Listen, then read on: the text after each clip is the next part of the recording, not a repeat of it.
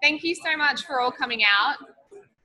So we have a few speakers lined up today, a couple from the AMA and then Nadine here from the Medical Student Council of Victoria.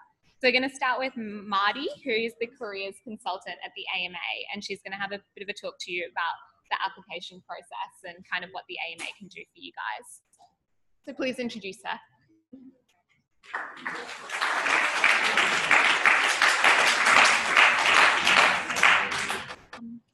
Thank you, everyone. Obviously, I'm here from AMA Victoria.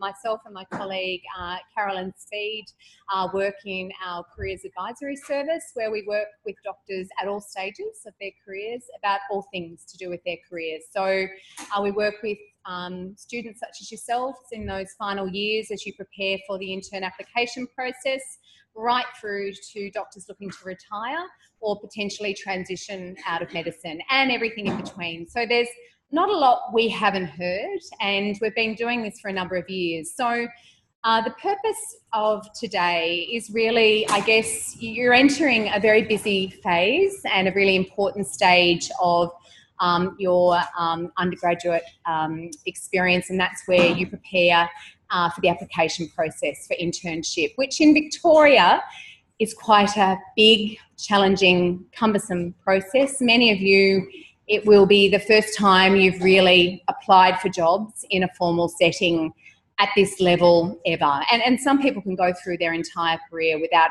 going through such a process. So I really, I think it's really important to not underestimate the amount of work that's involved and how hard this can be to do it well, okay? And there's a big difference between doing it okay and putting in an okay application and putting in a quality application. And there's obviously factors around that. So really the purpose of today, I guess, is twofold.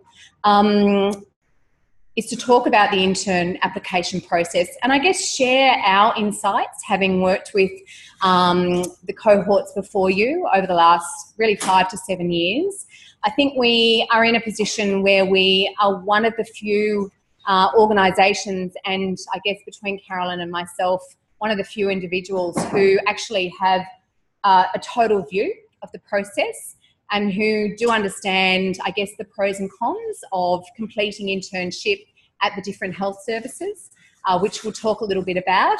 And also really, I guess, to ensure that you're aware of AMA Victoria and our role as, I guess, your association and your partner as you engage in your careers and go on the journey of medicine and a career as a doctor. And I'll get my colleague Grant Forsyth to talk about that in more detail.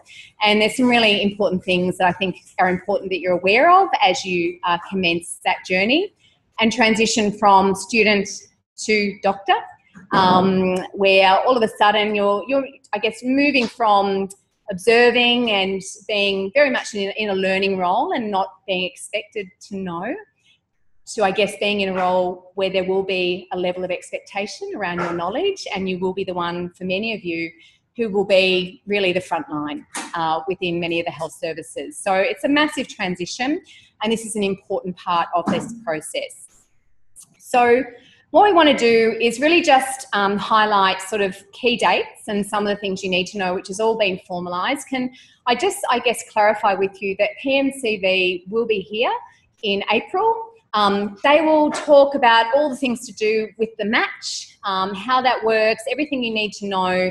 We're not going to focus in on that today, other than I'll highlight a couple of things for you, which I think are important. It's more about flagging the key dates and really reviewing the process from last year, giving you a sense of what that looked like, what the work volume looked like, and I guess sharing what we found around how often it changes, what those changes might look like, so that you can start doing the work that you need to do. Hi, Jennifer. Does she know she's there? Or Ashley? So that I guess you're across. Do we want that there or not? No? Sorry, everyone was looking. Is that what I'm doing? Sorry? Yeah? All right. Is that what we want to do? Yeah, okay. All right. So what I want to highlight with you is this is your forum. It's a forum for you to ask questions, and we will do our best to answer them. We might not have the answers for everything, and we're always on a learning journey as we go through this process every year. Every year we come out and we think, oh, we're pretty on top of it. We've got it sorted. We know it all. And then they throw something new at us. So it's a bit of a moving target at the moment. But what we've learned most years is that it's very similar to most services. And really it's about you getting your head around the work you need to do, the time frame, and probably my key message will be to get started, like pretty much ASAP if you haven't already started, okay? So please ask questions as we go through. If I'm going to answer some of them later, I'll let you know. But as I said, it is a forum for discussion and, you know, we're happy to try and answer whatever we can. So there's some key dates, and these are finalised, and you might be aware of them. This is all up on the PMCB website under the match, and you need to start downloading the documents there and have them there as your reference point. This is basically your project plan, and you need to treat this as you would any project, okay? The dates and some of the key milestones that are really important. So everything kicks off with the Medical Careers Expo, of which we, I guess, facilitate the coming together of that. It was created really out of, with ourselves and PMCB some years ago, really to try and make life a bit easier for you guys, okay? There's 23 health services that offer internship. They're in all different varied locations, and I guess it's a way of trying to get across and probably have a chat to some of the health services and to some of the colleges that you wouldn't perhaps get to their information days or get access to.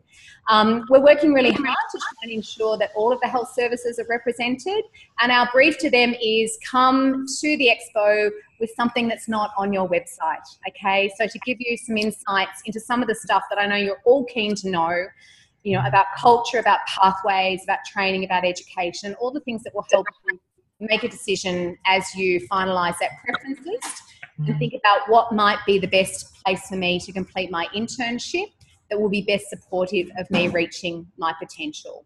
So it's really important, Saturday the 28th, and I think it's worth, if you can and if you've got the time, coming along and seeing some of the presentations and trying to have a chat to some of the health services and colleges that will be there and that you will get access to in one place at the one time.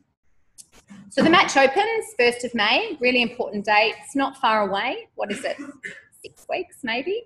And you've got a month really to turn around a massive amount of work. Not even a month, 4 weeks.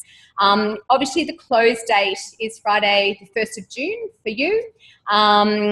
You need to, and we'll highlight this, but obviously you need to ensure there's some key things that need to be done during that process.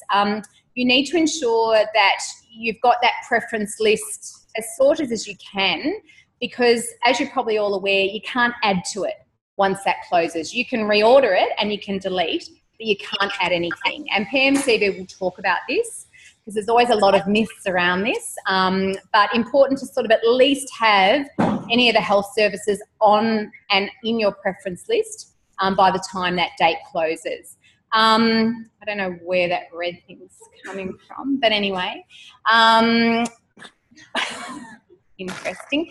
A key thing is obviously you need to download the CV, okay? It's pretty much, it's the same as last year, and you need to get cracking on that pretty much straight away. That should be done sort of about now, really, and it's quite an easy part of the process, okay? And there's quite a lot of things obviously that you need to have in order to ensure that they're there for the close on the 1st of June.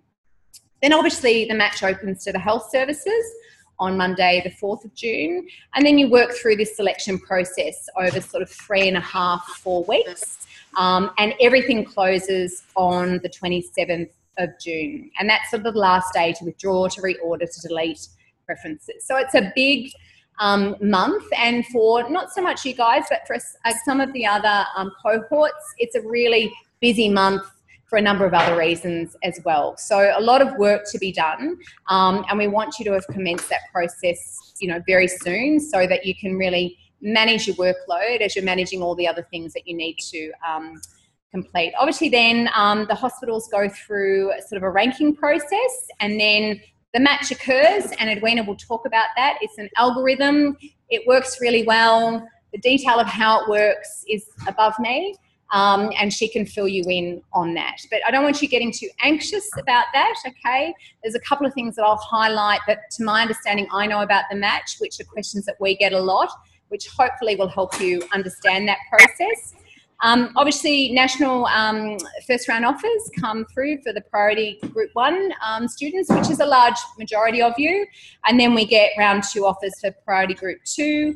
And normally everything's wrapped up by sort of the end of November. And I think last year, having caught up with Edwina, everyone was placed. I think there was 2 students who were international students who opted to take a placement back in their home country, but everyone else got a place, and you know, we get a bit of panic about that, but Edwina will talk to you about that.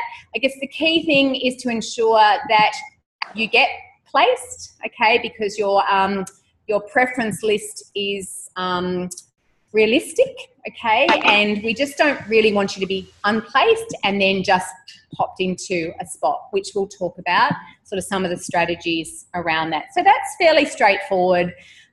They've simplified it over the last 2 or 3 years, and I'll highlight sort of some of the key changes that have occurred during that time. So some things that have happened, the majority of which sort of changed last year, is it used to be a 6-week process, which just dragged everything out and made it a more torturous process for you guys. So it's 4 weeks, okay? One thing to note, and I'm not quite sure where this is at, but there has been a special consideration policy that's been in place, which is currently under review. And I'm not sure where the department is at with that, but just note that if that is something that you are considering applying for as part of this process, that you might want to engage with PMCV and understand that it will most likely be a bit different to last year, and you might want to be aware of it. The application date this year actually closes for everything on Friday, the 1st of June. In the years previous, there's been a delay with a few areas which closed on the Sunday, a couple of days later. But everything cuts off, and I'm pretty sure it's at 5 p.m, but you need to check that, and Edwina will be able to clarify that with you.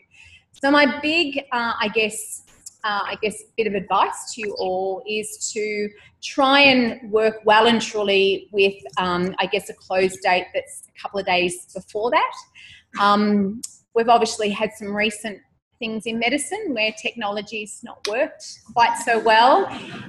And my experience is that if technology is going to fail you, it's when you need it the most. Having tried to submit tenders and things like that, if it's all going to, you know, die on you, it will do it on that day that you're trying to get everything uploaded. The system's pretty good. It's never had any problems in the past, but again, I'd set an artificial end date that's much earlier than that and have it all pretty much done well and truly before that end date of Friday, the 1st of June. Now the PMCV and hospital process run concurrently. They open, they close on the same date, which wasn't the case. A couple of things to note, which I will highlight a little bit later, but it is, I don't mind repeating it a couple of times, is that the hospitals cannot close their process early. They're not allowed, okay? That doesn't mean they won't try, and they have tried in the past. If that occurs, you need to get on the phone straight away to PMCV and let them know, and they will make sure that it's reopened. We have one hospital in particular that's done it a few times, and it's not allowed, but for whatever reason, it's a decision that's been made, but that's not the way it should work, and you need to ensure that that doesn't happen and let PMCV know, because they're the only ones who can manage that. Obviously, the expo opens it all and is really sort of that sets the scene for what the hospitals are after and some of the stuff, a way to engage, and then there's lots of stuff that occurs obviously in and around that as well. The health services will not know what order you have preferenced them, okay? They will not know that. Edwina will reinforce that. Your preference list and your ordering is your business. No one will ever know that, and some will imply that they do, they don't, okay? It's not data that they've given. And any questions about that, direct to Edwina, and she will advise you again that they will never know the order in which you preferenced, okay? The CV format, as we said, is the same, okay?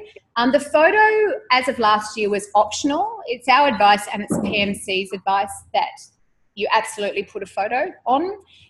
Make it a nice professional photo. It's not a passport photo. It should be warm, you know, and it should be recent. I see the odd photo which doesn't quite look like the person that I'm engaging with for a variety of reasons. Hairdo's different, all sorts of things. You know, they'll use this as a reference point to remember you, okay? And you've got to work with the health services. They're going to interview God knows how many people. They'll remember you, what you said, a face, all sorts of things. So it's another, I guess, trigger that they can use to remember as they go through the ranking process. So I would strongly advise you to make sure you have it on, but it is optional and that's your choice, okay? And the referee form, and I think this is really important, it's a standardised form. It's not just for internship, okay? This always creates a little bit of angst with the interns because they get nervous that the people who they're asking to be referees, they might get a couple of NAs on there, but it's used for HMO2, it's used for the BPT process, it's used for the radiology registrar process, okay? So there's certain questions that I would absolutely expect that they cannot rate you on.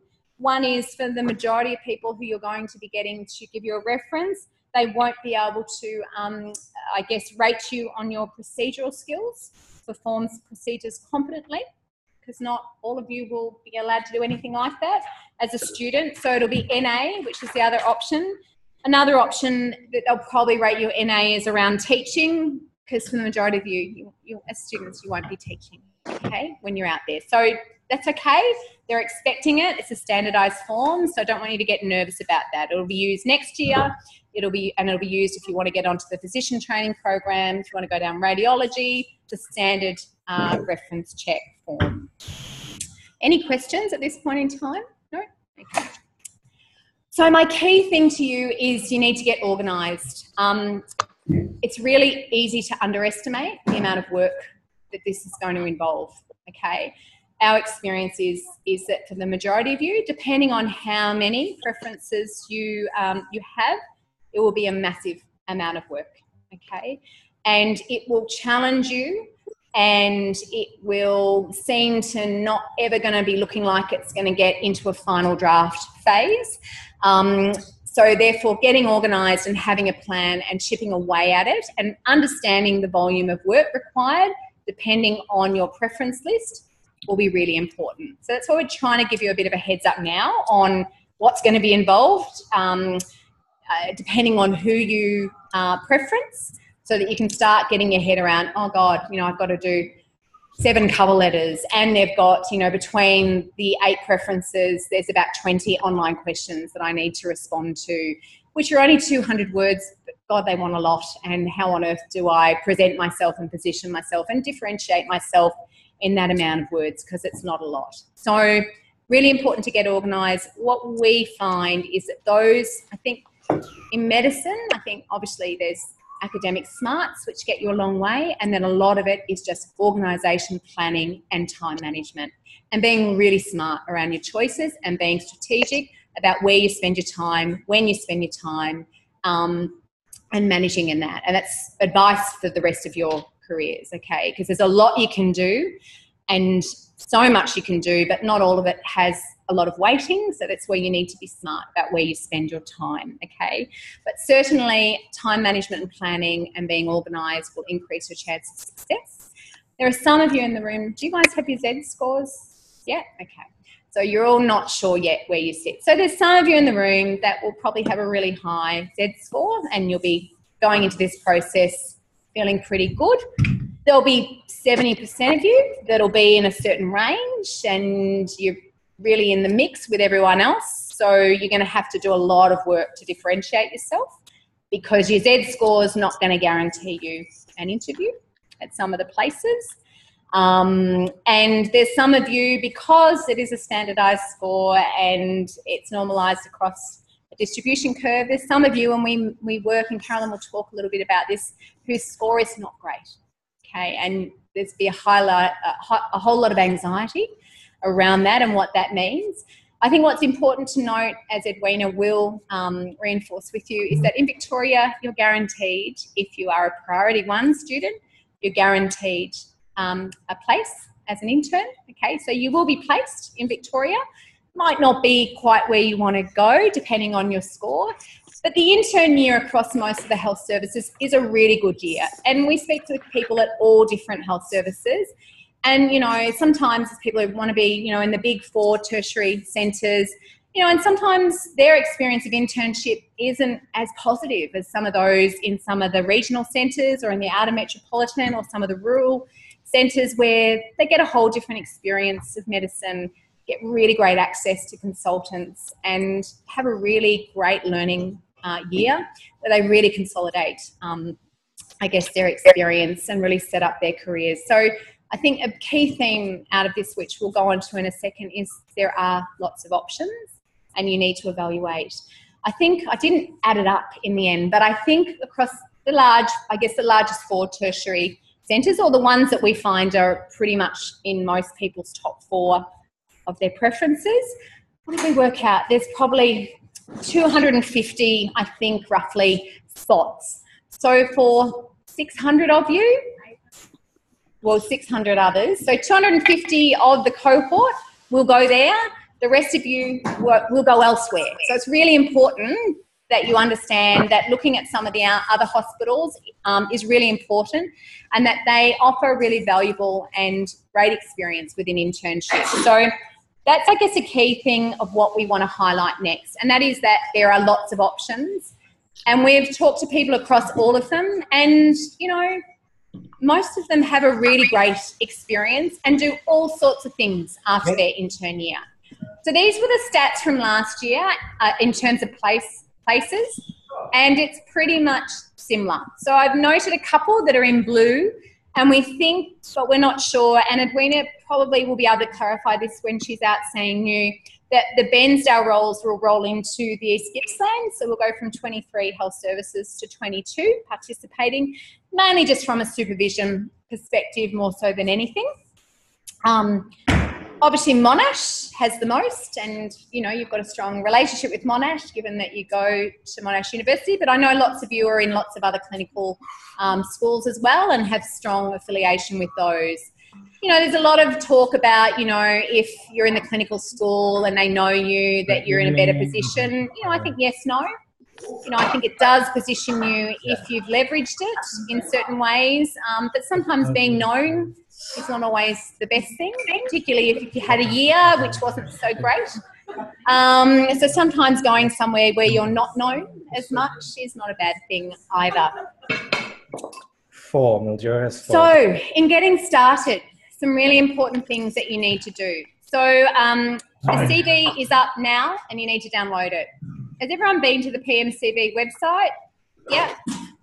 So there's a computer match area, and that's where everything is, and it's under internship. So you need to get really familiar with that site. And there's the hospital directory from last year, I think is still up there. So download that and have a look at that. I think what's important about that, and I think what's important to think about, is that it will tell you how many HMO2 roles, how many HMO3 roles, what the rotations are, how many training positions they have. So as you're thinking about career, some of you will know absolutely the pathway that you want to embark down. And of that small group, normally, some of you will start down that pathway and find out that it's not at all what you thought, and you will change your mind. For others, you'll just be reconfirming what you thought and it will be all systems go. For the majority of you, you'll swing and change your minds over the next couple of years. So it's important, though, to have access to the rotations that you think might sort of set you up for the pathways that you're looking at. So important to look beyond what they offer in internship and look to second year, third year, because you want to build relationships, which I think you've learned probably. How many of you have firmed up your referees? A few of you? Okay. So can I give you another bit of advice from the outset? Referees are gold. Spend a lot of time trying to make sure you have good referees. You'll need to have your referees in order for the HMO2 process about now by May, which isn't a lot of time when you've just only 4 or 5 months into your intern role. So you need to build relationships and you need to be known, okay? So it's important, and that will be even more critical as you look at managing your careers, because having good referees in medicine, unlike most professions these days, is absolutely vital, and they're given a lot of weight, okay, far more weight than in any other recruitment process that really exists currently. So you need to start prioritising your preference list, okay? There's a recommendation 6 to 10, okay? I think that manages the amount of work for you. Some of you will be fine to preference 6, and you'll have enough coverage there to ensure that you do get matched. For some of you, you're going to need to be looking at 10 because you might be a bit aspirational around some of the preferences. We're like, give it a go, okay, but know the amount of work that you need to do.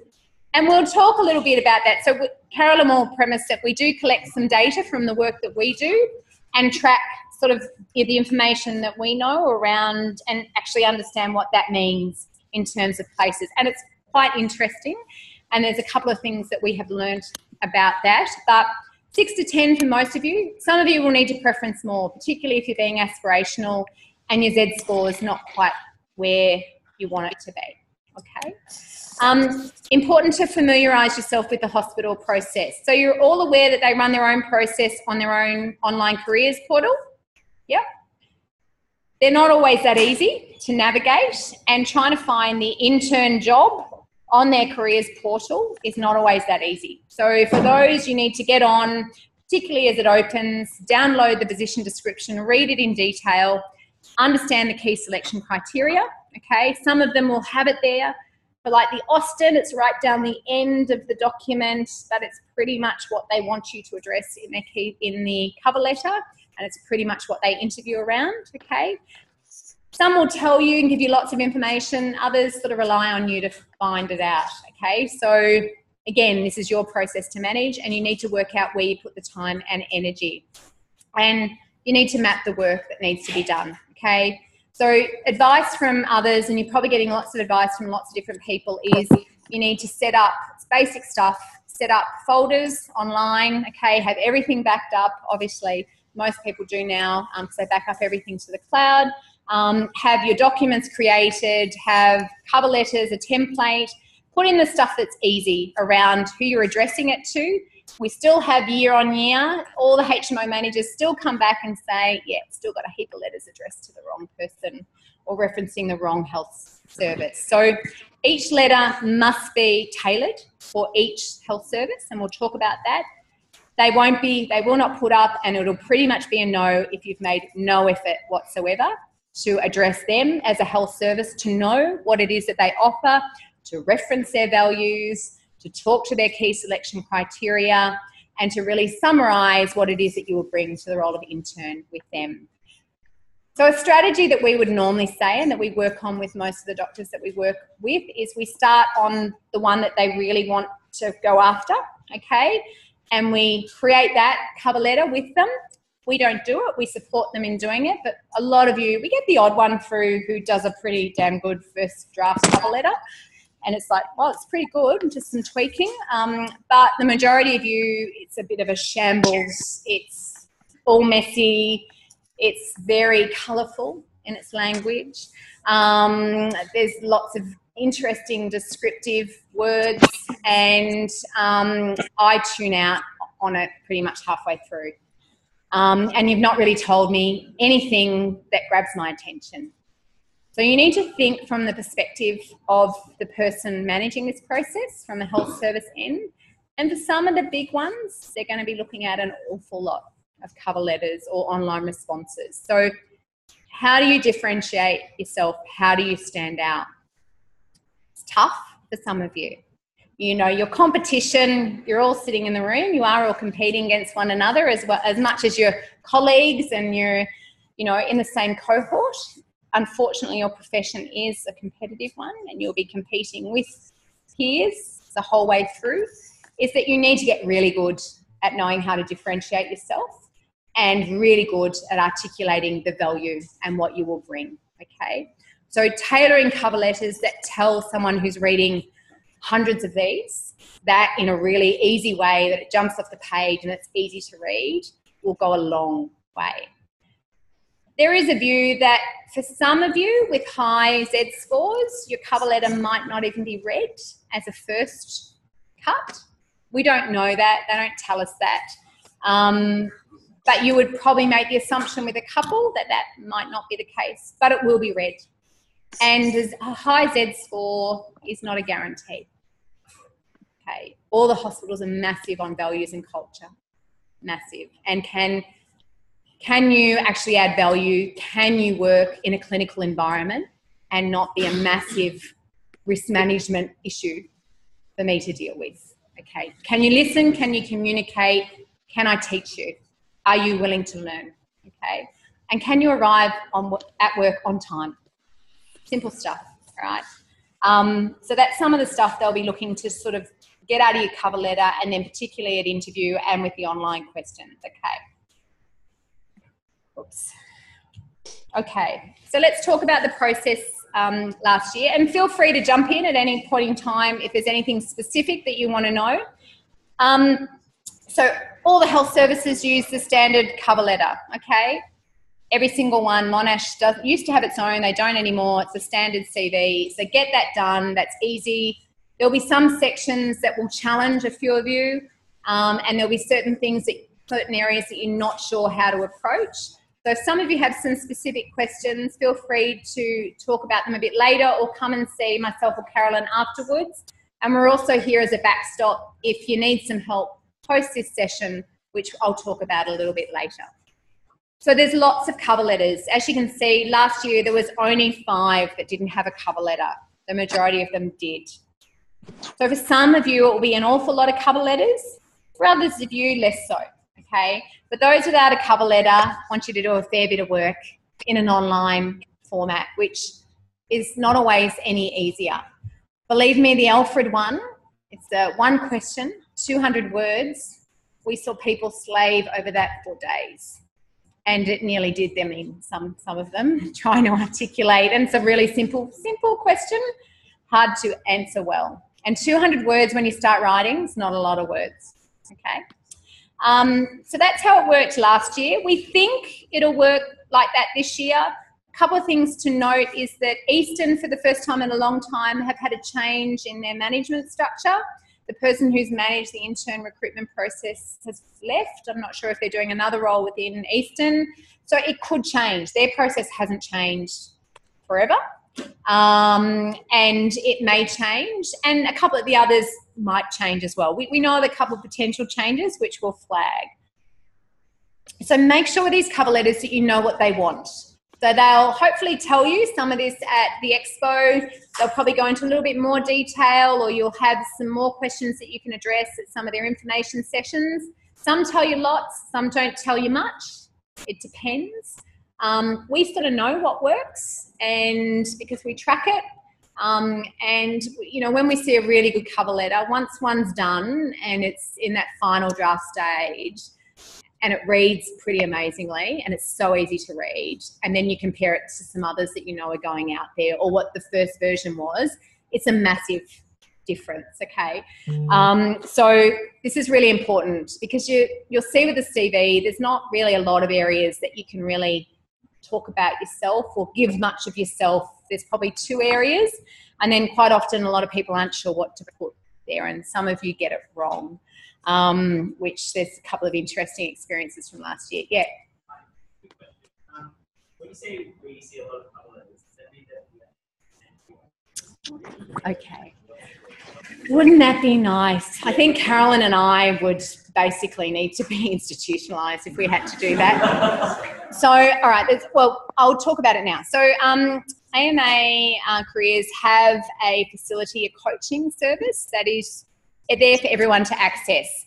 A couple of key things around that is we do ask you to become a student member, okay? It's free, okay, for students, and you should all be becoming members anyway, and Grant will talk about that. Really important. It's a key pillar of how you set up your career, and we'd like to think it's going to be smooth sailing for all of you, but we know for many of you it won't be for a variety of reasons, okay?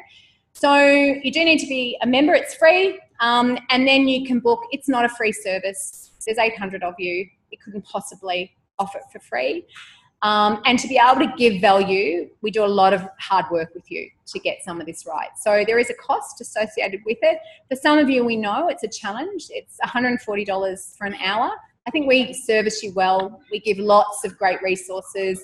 Some people have one session. They come, they've got their CV done, they've got their cover letter, they're at final draft phase, and we're tweaking and we're just supporting them to get that sort of final draft.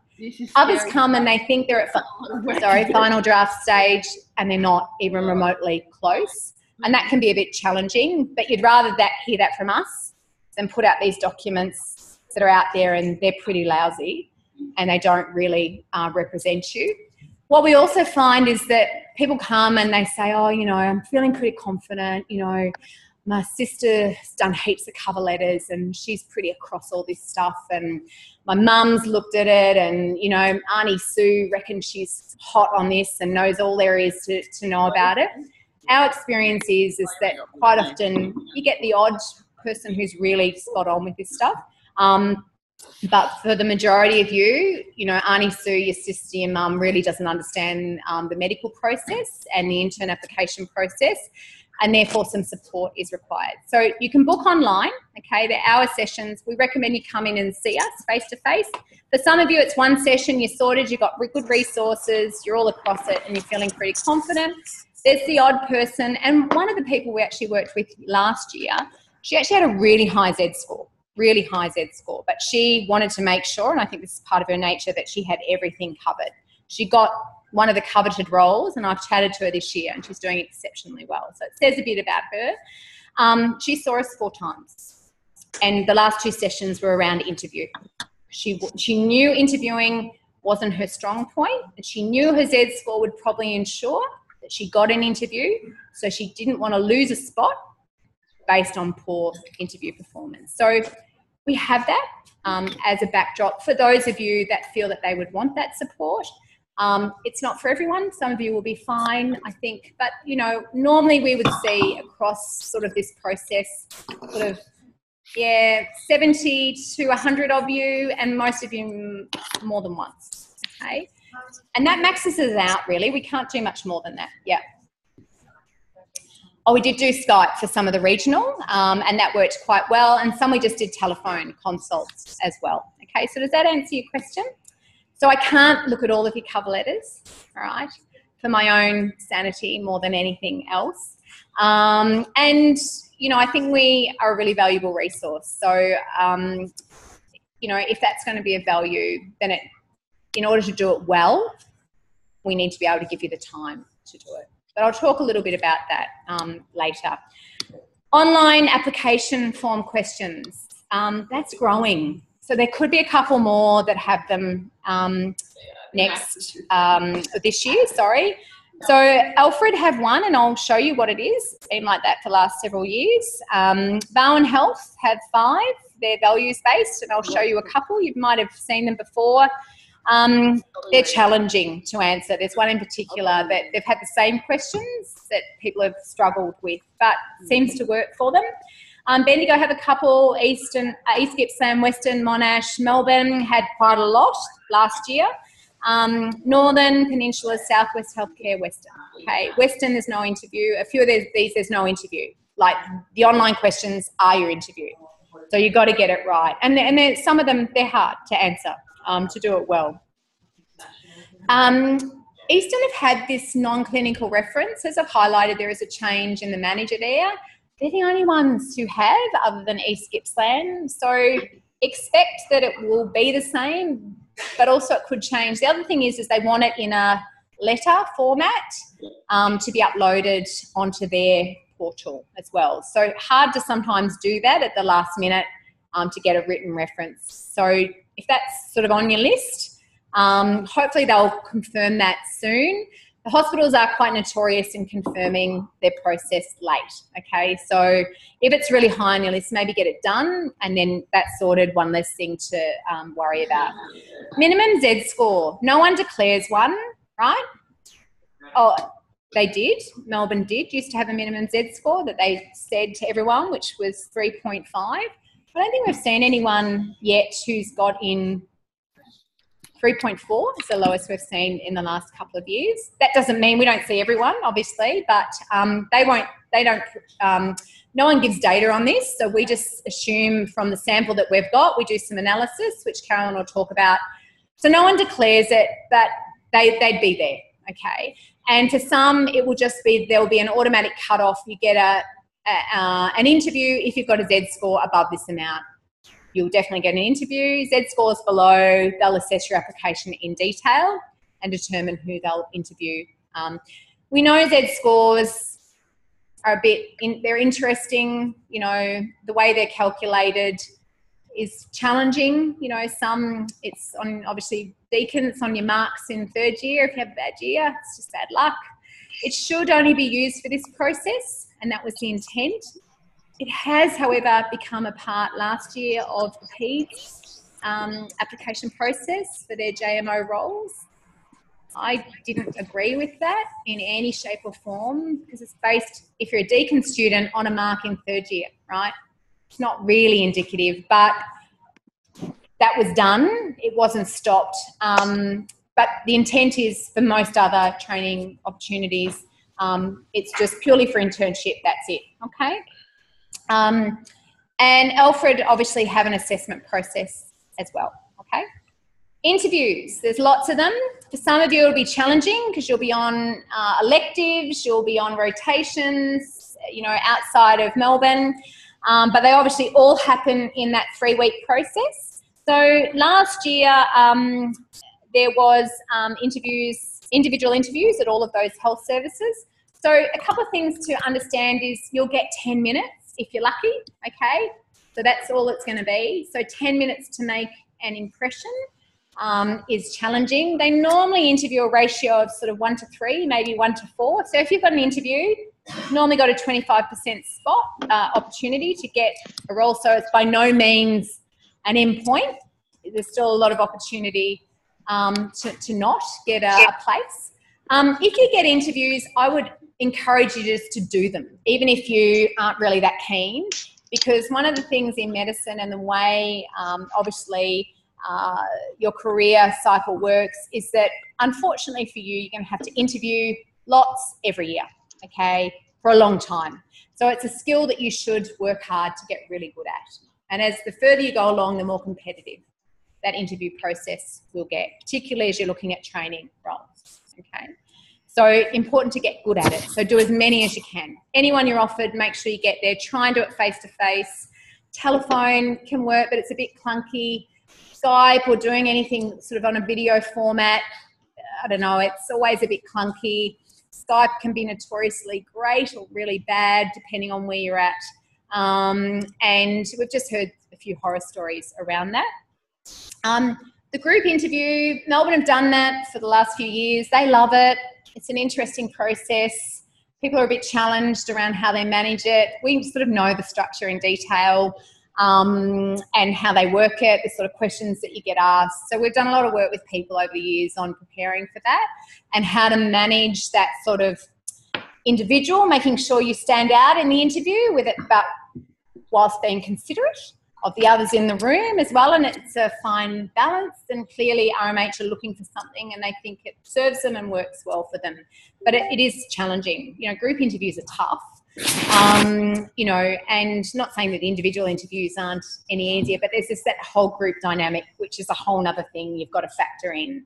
And they love grouping you with people who are like you.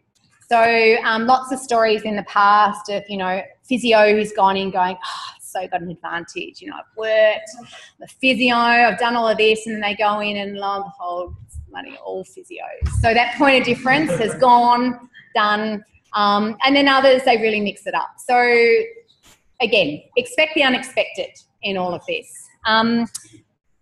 a couple of years ago, they mucked up a process and everyone got an interview. What was that? They were supposed to do the, RMH. Yeah, the RMH. You were doing an assessment and they put out the British one, that was the online one that everyone had used. Yeah, you've probably all heard that story. So then everyone got an interview. So, but if you get an interview, it's a great opportunity. Probably one of the few times you'll do a group interview. And it's quite interesting. Monash did the online video interview last year with mixed success, I think. I don't know if they're going to do it this year. Have you heard? No? Okay. We're not convinced they'll do it. There was some issues around it not cutting off, so keeping on going.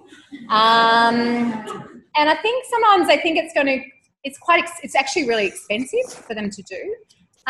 So the whole point of it not being labour intensive in interviewing sort of gets taken away, and then they've got to be reviewed obviously by education staff and medical staff anyway. So not sure about that. Sorry, I've got a bit of a frog in my throat. The Alfred, however, has been talking to the company who does that. So the Alfred might do it. But I actually think the Alfred's interview structure is really good. It's probably one of the toughest interviews and probably more representative of what the interviews will be like in HMO2, HMO3, and getting onto training programs. So who knows if they'll do it. I think for you, it might be better if you do the face-to-face one whilst it's a bit nerve-wracking. I think it's a good opportunity, but we'll see. So expect that to change maybe. It hasn't been confirmed. And obviously some don't interview at all, but they want you to do an awful amount of work prior to that. The Eastern's just a cover letter and that non-clinical reference, but I would expect that may change. So just be mindful of that. Any questions around that? Yeah?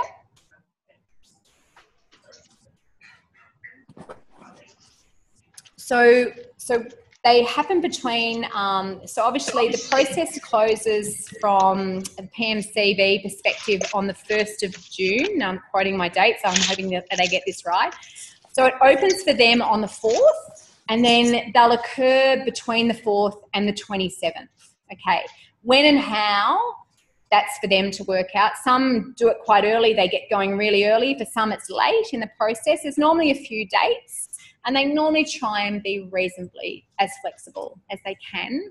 Just flag with them early, sort of flag with the medical workforce directly early if you're going to be on an elective or whatever, and it might be a bit challenging, so that you can at least plant that seed. Okay, so it's sort of a 3-week process of interviews. So it's pretty full on. So some things I want you to consider, because these are the things that we challenge you about, and these are the things that need to really come out in your cover letters, in your online responses, and in your interview.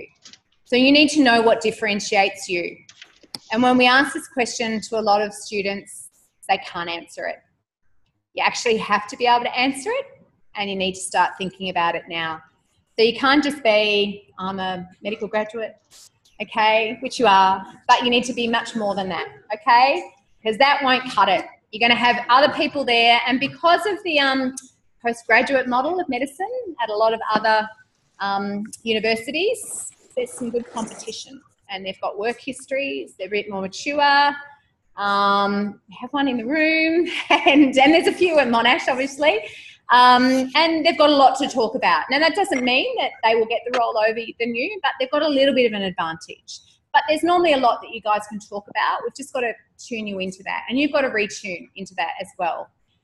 Are you one of us? They're really interested in that. You know, do you align with our values? Does your style, are you going to fit within our culture, fit within the way we educate you, fit within our expectations in terms of being on the wards, doing the work, and I guess what we value in terms of skills and competencies.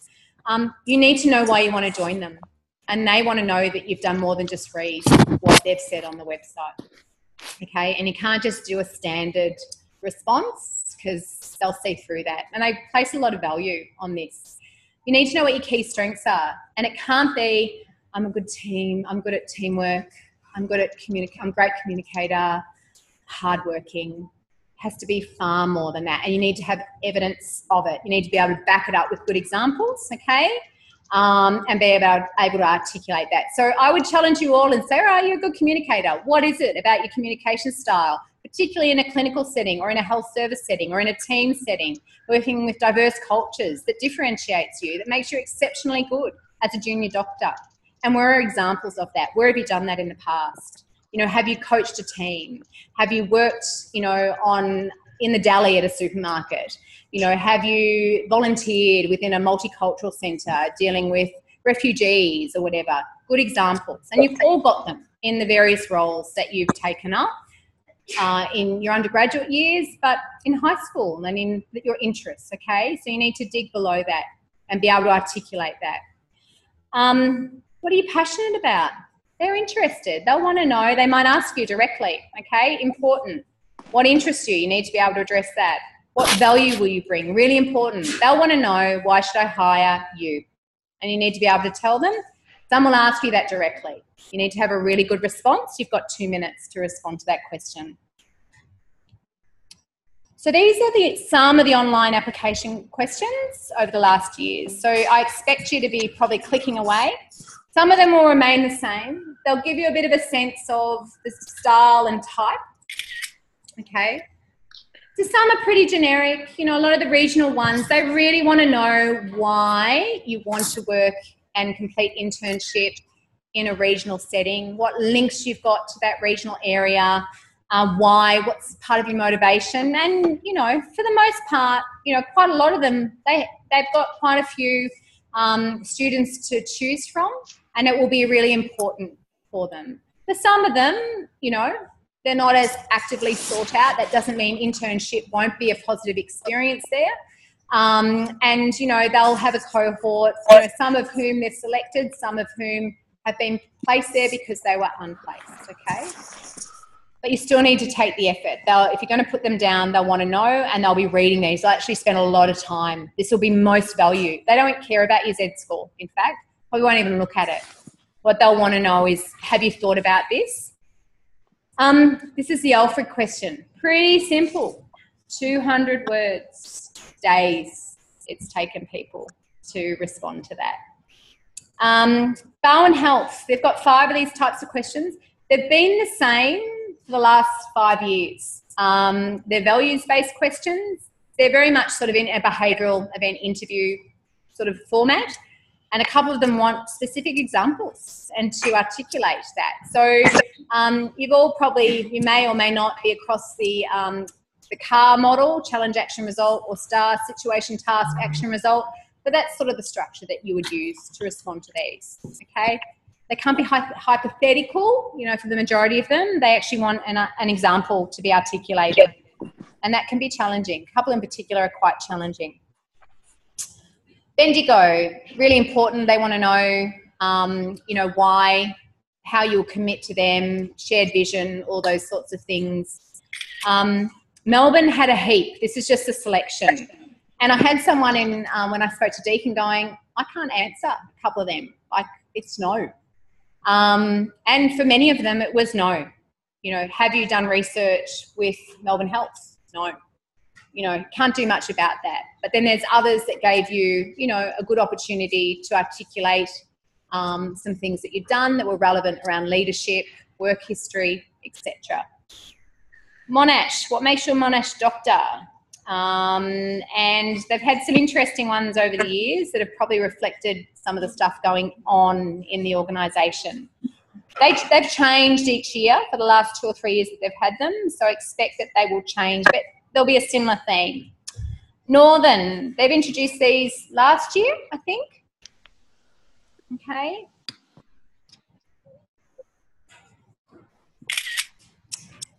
Peninsula, again, you can see similar theme. And I think some of the questions that they're asking give you a sense of what's important to them. And, you know, you can see a lot of it's around culture, it's around fit, it's around values, it's around what will you bring, what are your expectations. You know, I think expectation management in internships probably it's one of the most challenging things to manage from your perspective as well as from theirs. Southwest Healthcare have had this same question. Western ones have changed each year. They have a mix of sort of these sort of more introductory, sort of what qualities, you know, as well as sort of a couple of behavioural ones as well. They have a theme of being quite self-reflective, which I think is quite representative of sort of Western's culture and style and some of the demographic. So expect that they'll be different, but there'll be a similar theme there. And it seems to work with them, so I don't see it changing this year. But as I said, things could change. No one's confirmed anything at this point in time. And the new directory, hospital directory, which will confirm everything, is not due out. They say April, expect late April is my experience. So it doesn't give you a lot of time. So this is where we sort of do this, because we sort of say this is what it's been. So get your head around it and start preparing and start answering some of those questions that we've said you really need to be able to answer. And they're not that easy to answer, and start building evidence that, I guess, backs up your claims. If you're going in saying I'm a leader, I'm an exceptional communicator, you know, I've got really strong teaming skills, I'm great at collaboration, you need to be able to back it up in a written format as well as in interview, okay? We're not going into a lot of detail in this session about the CV and all of that, but, you know, a key theme for all of this is don't lie, okay? It does stand out, and we find that it sort of gets fixated on, and they'll go on and because they can pick it, right? And I've seen some of the examples and they're interesting. But all questions have word limits. So again, that's the challenging bit. But it's important, because what we find with all of this is that the editing phase is probably the most critical phase. It's really easy to write pages and pages of fluff, as I would articulate it. But to sort of write the same thing in sort of a quarter of the words, that's when it becomes powerful. And that's your challenge over the next couple of months. Reference checks. Okay, there was a couple of big changes, makes people a little bit nervous, but it's really important for you guys. So the reference checking process was being devalued up until last year, because you could shop around for your referees.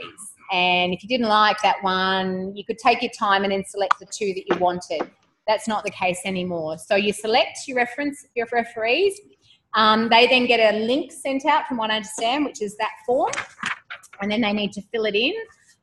I think you can review it, but you can't change your referees, okay, and what they say. So that's where I'm highlighting. Don't freak out if there's an NA. It's okay, right? There will be some NAs. Expect some NAs for all of you. But once it's submitted, can't change, and that's it. But what it's done is it's ensured that they're valued again, which they're almost going to be thrown out. And for some of you, your referees will be a really important part of this process. Some of you will have really good referees that will offset maybe, you know, an average Z score or a slightly lower Z score. So some things to remember before I hand over to Carolyn. You really need to assess your options and preferences. I highlighted there's 23 different health services, a mix of inner, outer, regional, rural, different programs. Some are more specifically set up and geared towards a GP or a rural pathway. You know, but what we found is, you know, people come, you know, a lot of people change after intern year. We've had heaps of people who are in a regional setting and do a couple of years there and then get a job at Royal Melbourne, you know, and get an emergency registrar role at Royal Melbourne from Bendigo or from Ballarat. So being in a regional setting, you know, quite often means your internship is a really positive experience, and you get lots of really great hands-on experience, which when you're looking at the HMO2 process and looking to differentiate yourself, it's pretty valuable. It's hard to get some of that hands-on experience when you're one of many, and there's many of you in the room observing. So important stuff. I think there's a balance around aspirational and being realistic, okay? And our advice to you is, if you're going to be aspirational, just preference enough to make sure you get placed. We think you should preference absolutely in the order that you ideally want to work, even though you know it's a long shot, okay? So if you're, you know, absolutely you would love the opportunity to do internship at Austin, and you know that your Z score is 3.5 and it's tricky, you know, but if that's your number one, put it as number one, okay? You might end up with your number 5th or 6th, but you sort of knew that anyway. But you might get an interview there, and you might have an opportunity to actually really stand out in an interview, okay? And we've certainly seen people, you know, get interviews at places because their cover letter, their reference check, all of that was really spot on. Okay, so fine to be aspirational, just be realistic so you get placed. Research your hospitals, particularly those high on your preference list. Okay, they want to know that you've taken the time to research them and you know the stuff that's not there on the website. Their values are all very values focused. They want to know you know them. They might ask you a specific interview question or an online question about one of them, okay? Or ask you which value particularly resonates with you about the St Vincent's values. They love doing values-based questions, so make sure you know and you've got one that particularly resonates and you can talk about it. Very important. Understand their intern recruitment process. Understand how many intern places they're going to have. What information they value and, you know, how you then utilise that. And for all of you, get started now, okay? So I highlighted this earlier. We're here as a backstop. We do see a lot of you. I think we add a lot of value. You book online. We know it's not for everyone and we know many of you can't afford it and we get that, but we can't offer it for free. It's just too hard and we just don't have the bandwidth to do it. But we're there. There's some really great resources for you at Monash, the careers site, you know, and some of you will be totally across this. Others of you will be highly anxious about it, and we get that, okay? But we're very happy to help you as part of this process if it's something that you feel will be of value. Just to flag with you, May is out of control for us, so if you think you want to catch up with us, it's good to book early. April books up pretty quickly as well. And June, we get a lot of the people through who are nervous about the interviewing process because they haven't really interviewed that one is pretty much mean. And know that it's something you're not naturally very good at, okay? I'm actually and obviously the Careers Expo's on April 28th and we hope to see you all there. We think it's a good event. We run it for you and we hope you'll support it. That's there. And we've got some posters, I think, that are being put up in your clinical schools about that. So I'm just going to get Carolyn to speak briefly and then Grant's going to jump up and then Nadine. Does anyone have any questions before I go, or have I sort of covered the majority of it for you? I'll be around afterwards, which you can grab me then. Yep. Yep.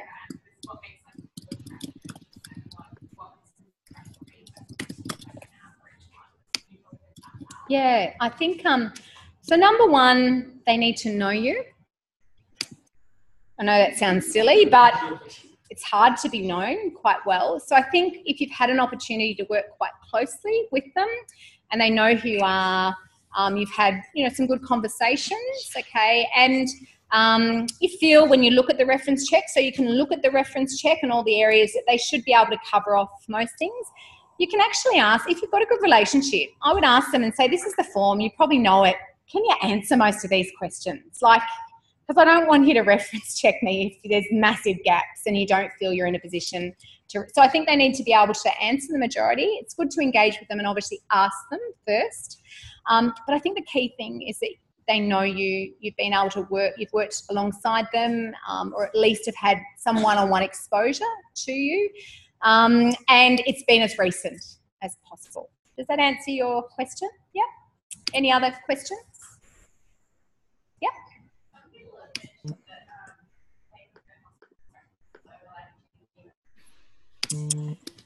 Look, I don't necessarily, I can't say yes or no, but my understanding is quite often the GP references is where you've had that one-on-one exposure. You've actually got to know them really well and they can actually evaluate you across the majority of the areas. So, you know, it's the overall weighting. Remember, everything's weighted.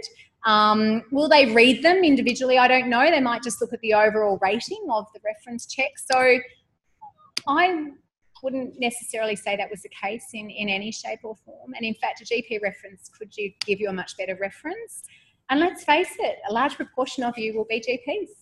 And it's a really important pathway. So, and it's probably a pathway many of you are considering as part of this process. So, yeah, Nadine. No, not part of this process, to my understanding. Personal, yeah, but obviously very few ask for personal.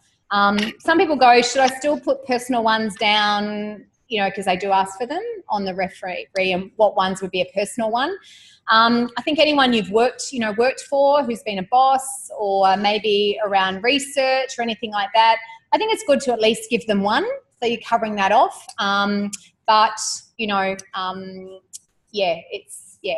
My understanding is no. Yeah. Any other questions before we move on? Yeah. Looking for a reference in the third rotation.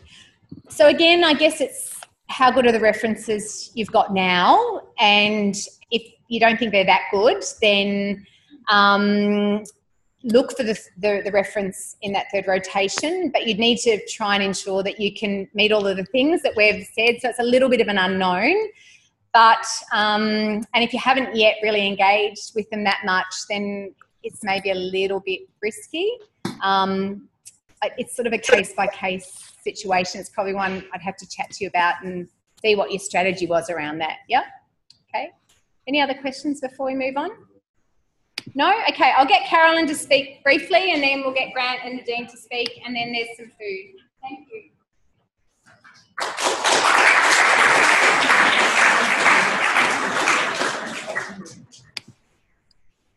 Hi, I'm just reporting on what we learnt from last year over the students that we engaged with. We engaged with about 85% of you at events like this, at the Careers Fair and some other.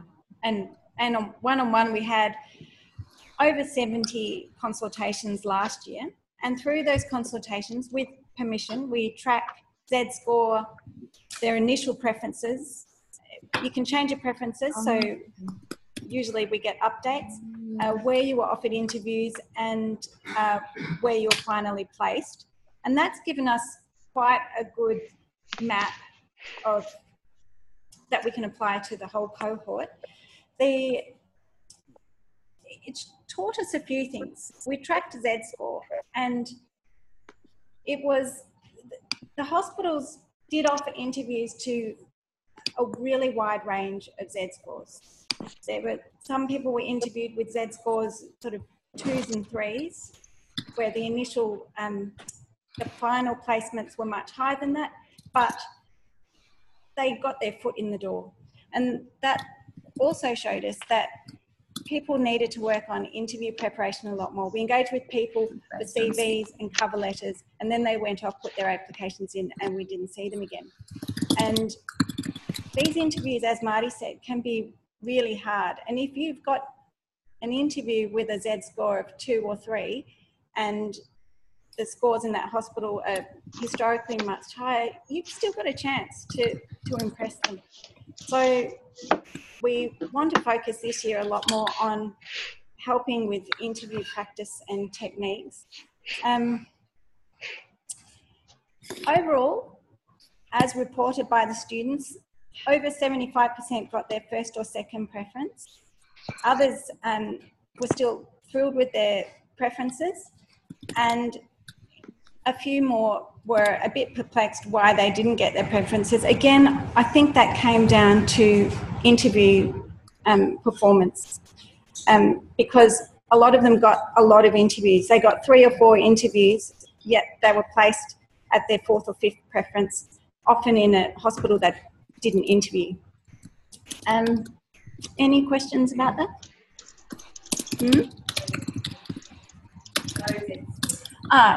We saw quite a few people who came to us because they were concerned about their Z-scores, and we worked really hard with them to explain to the hospitals why their Z-scores were low. Often they had very valid reasons. They'd perhaps had an accident during the year in which their Z-score was based. We had someone with 3rd year deacon who'd been in a car accident, which then meant that they really didn't perform very well. And the hospitals were very open to the explanation. So we encourage you to speak directly with the hospitals, but to also make sure that you've got your explanation very tight and accurate. Sorry, I know I'm going to get this question through here. That comes to me first. With that, so if people do have those sorts of situations, how do they go about that? Do they do that during the application process, before the application process, in the application they call hospital or personally? Well, during the application process, engage with any connections that you've got. Coming to the careers fair, that's one way of doing it. But for that specific situation, you want them to know who you are and what your explanation is. And the person I'm speaking about got his first preference. Yeah. And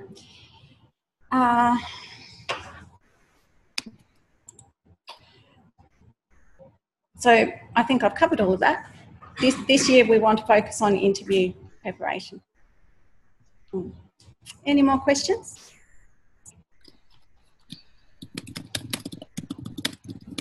No? Now I've got Grant Forsyth to speak to you.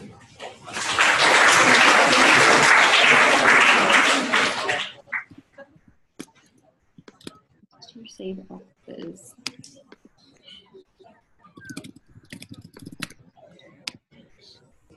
Help. Yeah, did you receive offers? Was it one of these? The second one? Okay, and then just press back and forth. And while we're here, yeah. Anyways,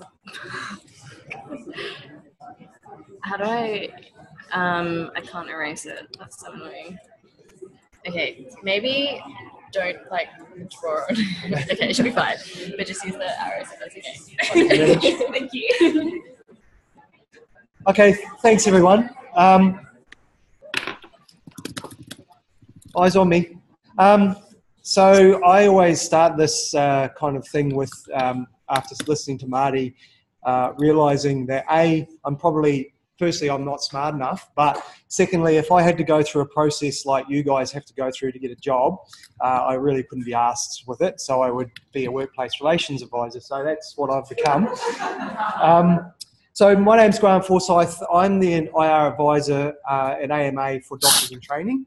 So as from today, now that you all know me, and as long as you become a student member, you have an issue relation to your work or anything that happens untoward at the university, you can ring me and I can give you some advice about how you might want to deal with it. So that's my role, and I do that for all doctors in training in Victoria. So I'm a one-man band as far as that goes, but I'm also here to talk to you about what else that AMA might do for you as a doctor in training.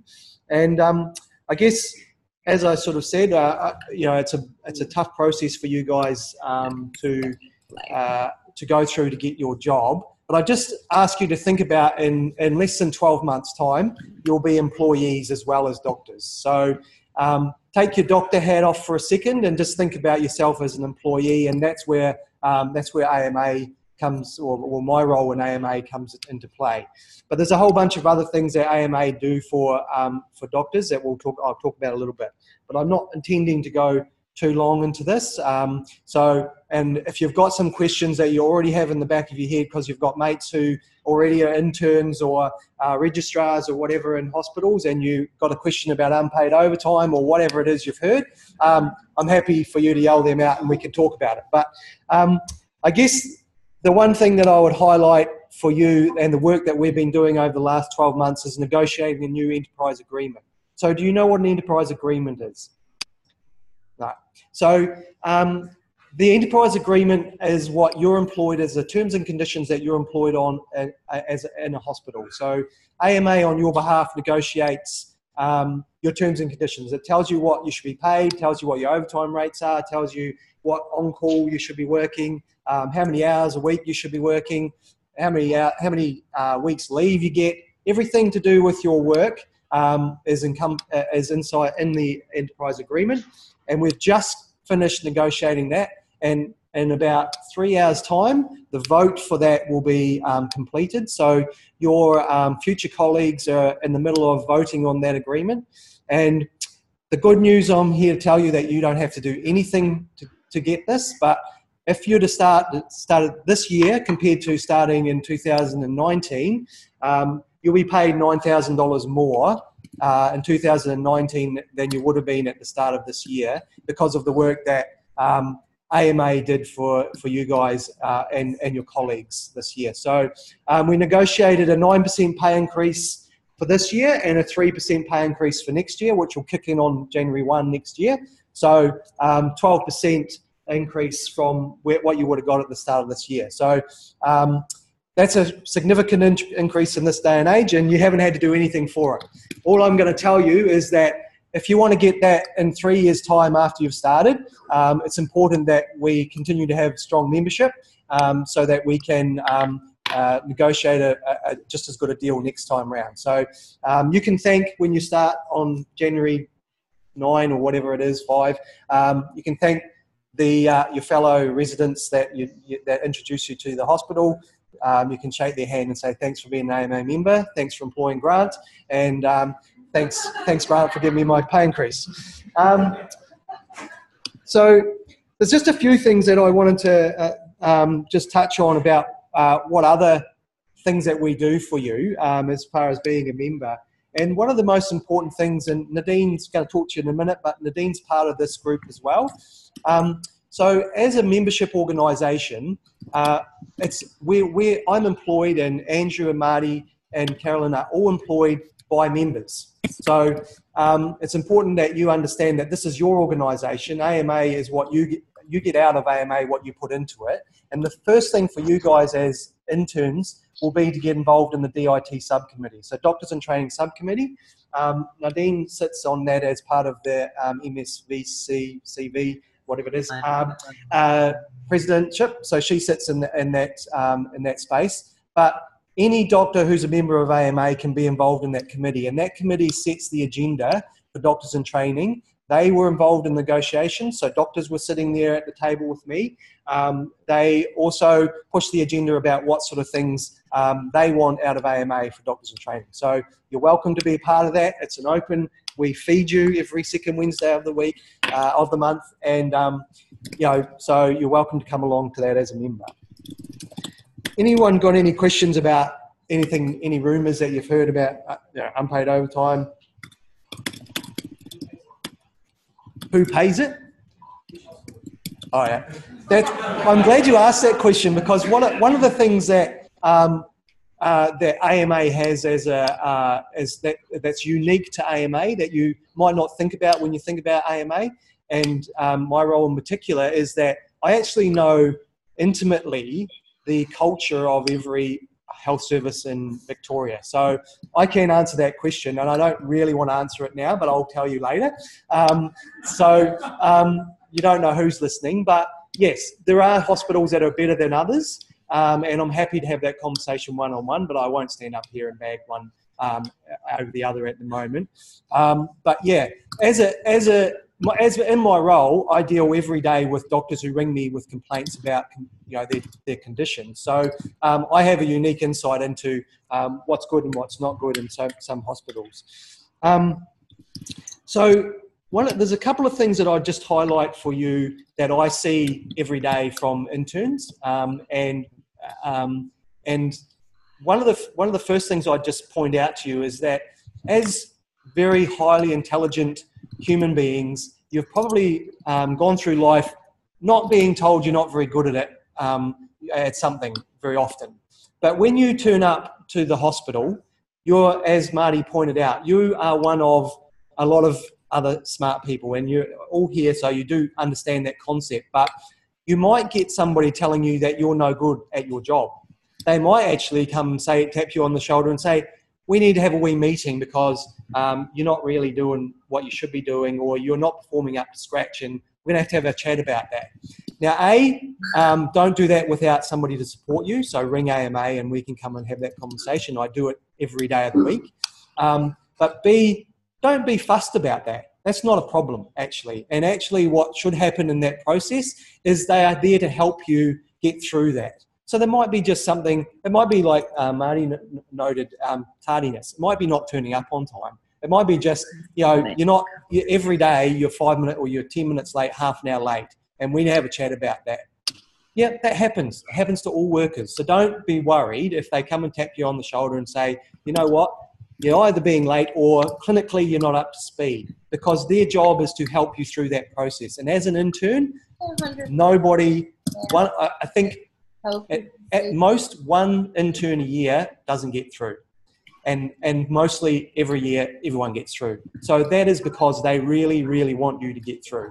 So if somebody's tapping you on the shoulder, don't be afraid to ring us, but also don't be too concerned about that. It'll happen to you through your career. You're never always going to be perfect. So just remember that. The other thing I would just point out, we've just done, so this is another thing that the Doctors in Training Committee pushed for this year. We just completed a hospital health check, where we've surveyed doctors and asked them to tell us some things about the culture of their hospitals and the training provided in different hospitals. And one of the things that came out of there that I'm going to tell you guys that no one else knows yet, but 25% of people who responded to that survey had gone to a pre-interview meeting, event held by a hospital and been asked inappropriate questions. By inappropriate questions, I mean, oh, what are you planning? You planning to have kids? Or, have you got any children at home? Or have you, are you planning to stay in the country? So just be aware that those events are setting you up. So just be careful when you're having conversations with doctors or medical workforce people in those kind of scenarios, that you're careful about how you answer some of those questions. They're not appropriate questions and they should not be answered. You should just say, well, I haven't made a decision about that, or I don't really think that that's an appropriate question to be asking. So just be careful about those sort of scenarios. So one of the last things I'll just touch on is you're going to see probably quite a bit of me over the next 6 or 7 years if I hang around that long. But what I would say is there's a few things that we run for you guys that I'd encourage you to get involved in, and that's the expo. But also we do a pre-intern event probably towards the end of the year that I'd encourage you to come along to, which is actually, we get the DIT subcommittee to come along to that, and people who have been in hospitals for a while, other doctors in training, and they'll give you some insights about the real things that go on in hospitals. So when you see us advertising that, if you sign up as a member, you'll get the notification. Come along to that, because that's actually quite a fun event, and it's actually going to give you some insight into what really happens in hospitals, and you can ask some questions. There's nobody else, monitoring I'll be able to answer your question, because it's at AMA House, and it's in our own sphere of a cone of silence, if you like. So that's pretty much all I wanted to say at this point. I know I'm hungry as well, so just if you've got any questions about anything, just give me come and see me. Or is there anything that anyone wants to raise now before I hand over to Nadine? So we've got some membership forms here. Like Mardi said, it's free, and if you want another $9,000 pay increase in 3 years' time, we need you to be a member. Thanks, Nadine.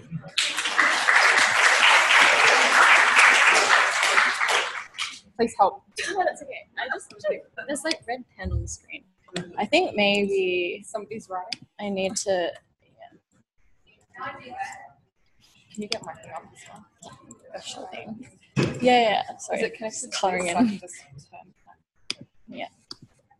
Okay.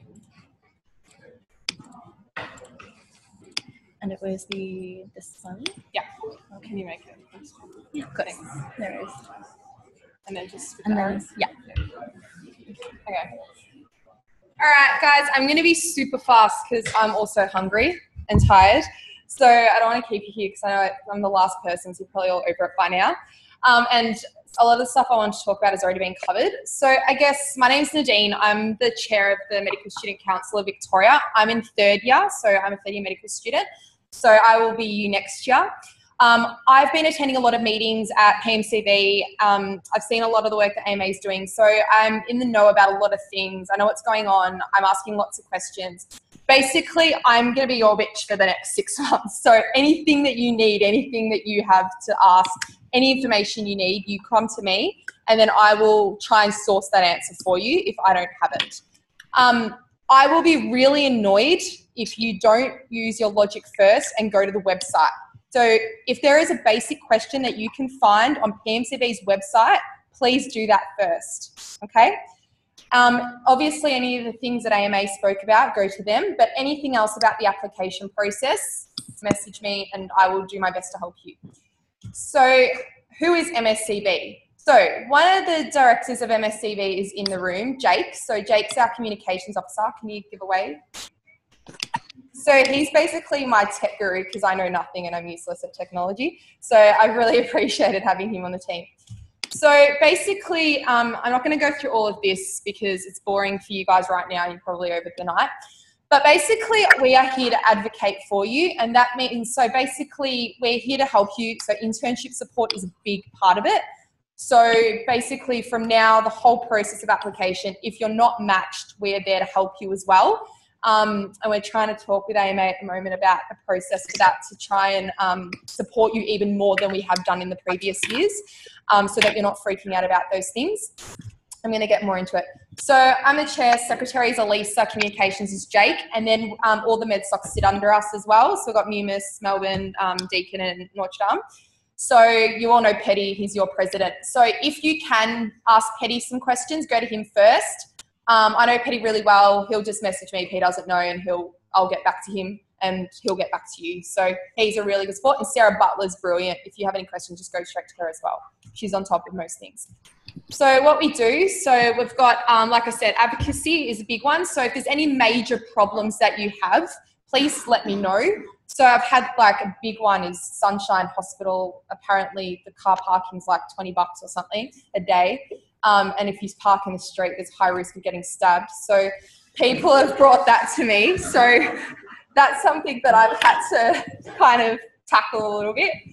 So, and if there's something quite large, I'll obviously go to AMA Victoria and they will help with that because obviously AMA Victoria, the advocacy body for everyone. So if you're not a member, you're silly. You should become a member, it's free. And if you come to me in a few months and be like, oh, I need help and I need to go to AMA and you're not a member, I'm going to be really annoyed because it's easy, there's a form there, sign up, become a member. You need them this year, do it. All right, so internship. So what's different in Victoria? It's merit-based. So there's other places like Sydney where it is not merit-based, it's a ballot. Okay, so you got to work hard, you got to get your CV up to scratch. I've heard all this stuff about the Z scores, and at the end of the day, I totally agree. It is about your interview, it is about your CV, it's a cover letter. I have a lot of background in allied health, and I've worked at the Alfred, I've worked at Royal Children's. I know what they're like, I know what they want, and they really care about that stuff. So put a lot of effort into it. Don't be distraught if your Z score's not crash hot. Put a lot of work into all that other stuff because they really care. If you stand out, it makes a difference. All right, so the priority list. If you don't know what priority you're in by now, have a drink, but you should know if you're a P1, P2 or P3. So P1s are the permanent residents and priority group 2s are the temporary residents. So I know I put up a post on the intern support page that freaked everyone out. All that was is I got information from all the deans of the medical schools through Petty and so on and so forth. So I got those numbers from the deans and then I also got the numbers from PMCB of what their expected internship positions were this year. And yes, it wasn't looking as great as last year, which Edwina will talk to you about as well. However, don't let that get you down right now because it's not going to change anything in terms of what you need to do right now. And you need to put your head in the game and get the best things that you can get out there. Don't forget people people move states, people go overseas, people do other things. So people reject places here. So don't stress too much about that. It was just me trying to have open disclosure with you and let you know what I know straight away so that you're in the know about everything. If you're a P2, I would be putting in as many applications as you can this year. P1s, I'd probably, like you were saying, stick to the, the number that AMA were talking about. But if you're a P2 this year, I don't want a repeat of a year or 2 years ago where P3s were getting jobs and P2s were not getting jobs. So if you are a P2, apply as much as you can just apply for all of them until your heart desires, just sit there and apply for jobs because you're going to be very upset if you don't get one and a P3 gets one. That's just a little graph. It's not really relevant. I'm going to give a talk again closer with PMCB. So I'll go through all of this detail in all of this stuff in detail closer to the time. But basically, the intern numbers have grown over the years, so that's great for you guys. know that. So this is just the numbers. This is all available on the PMCV website. So they just put up the report from last year, which gives you all the numbers. So you can see that they've got how many people, how many applicants, who declined, how many actual positions were given. So Mardi was correct. There was only 2 people that didn't get matched, and they were 2 P2s. So that's basically the table. It's on PMCB website. If you're interested, have a look at it. But just to set the tone a little bit. Like we said, what's different in Victoria? It's employer's choice. I'm not going to go through this because we've already gone through it. The Z score, it's a mathematical nightmare, but basically it's just this bell curve, and if there's a median set by your uni, and then you sit on one side or the other. So that's something that you can't really change now, so I wouldn't focus on that, focus on the other things. I know some of the other unis have got their Z scores already. Some happy, some not. If you're not, don't worry about it. You've still got a really great chance if you put in effort, like they were saying. And I'd really take up their offer on doing the 1 hour sessions, because it's so valuable to get that. Okay, so the match support group is what I'm trying to get going this year. And I've spoken to Andrew a little bit about it. Don't know if this will come to fruition, but we're trying. So we're gonna have a match support group for you if you don't get matched, because some people will be over ambitious and put like 4 preferences and then not get matched straight away, and there'll be P2s that don't get in. So we're going to try and have a group where I'm going to be really highly involved in that. We can try and do a webinar so I can speak to you when you're unmatched, and we can help you. I can give you advice. AMA might have some input into that as well as PMCB. So that's something that we're trying to get going, and just watch this space. So a lot of the things have been the Murray-Darling Medical School. That's one of the big things I've been fighting. I've been speaking to journalists, trying to get something up in the Herald Sun, which hopefully will come out next week. So that's been something that's been a big thing at the moment. So that's an example of something that I'm doing behind the scenes with AMPSAR National Advocacy Team. Okay, and then there's engagement. So I want everyone to pull their phones out right now. I'm looking at you. Pull your phone out. Join this group, because this is where I'm going to be posting updates. This is where I'm going to be posting things that Edwina sends me. This is where I'm going to be able to answer your questions. If you Facebook private message me, I will not respond. I have literally got probably 500 in the past week. And I don't have time, and I don't know you. I'm not going to reply. So email me or post on this group, because if I don't know the answer, a lot of the time, like last year's Chair Gavin might answer the question because he'll know, or one of the presidents will answer it. So please join this group if you're not a part of it. Because you're going to have all the updates here. And if you don't know something and you're stressed at midnight when you're trying to do your applications, if you post on this, I don't really have a life this year except for this in med school, so I'll probably answer it. So post something, okay? And please get all your friends to join as well, because it's going to help them out. It's competitive, but you should still be there for one another and help each other out. I've also put the Medical Careers Expo up. I'll be there as part of MSCB. I think this is something that you're silly if you don't attend. Why would you not attend? If the hospital's going to be there, you can have chats, you can meet people. It would be ridiculous if you didn't go. So you should go. This is serious. You're putting in applications soon. This is a way to get, get a little bit ahead. So I think you should definitely go to it. Okay, this is the list of dates. Marty's kind of gone through this on the PMCB website. So you should all have this printed stuff on your desk, and make sure you are sticking to it and putting it in your diary. This is basically this is the information session that PMCB is doing for you. So I've just put it up there. So the dates are just at the bottom. So I've put Notre Dame, Deakin, Monash University. So they're the dates that PMCB is coming to talk to you. They're going to go through the match in detail.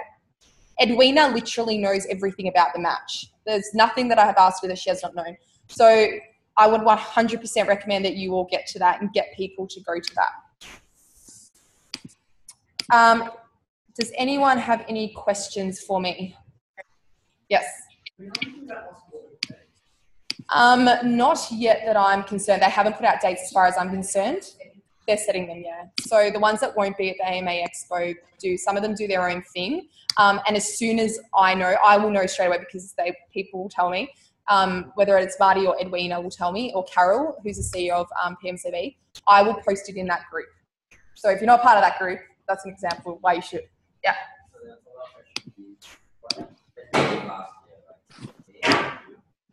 You know the answer to that.